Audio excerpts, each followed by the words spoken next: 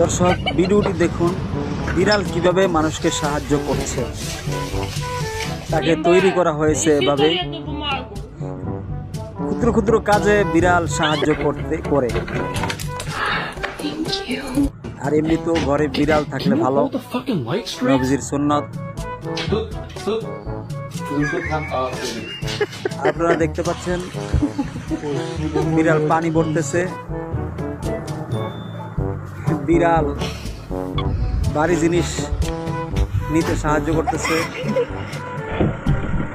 ছোটখাটো চিকন জায়গা থেকে ময়লা তুলে আনতেছে। আর সবাই ভিডিওটি ভালো লাগলে লাইক, কমেন্ট, শেয়ার দিবেন, সাবস্ক্রাইব করবেন প্লিজ।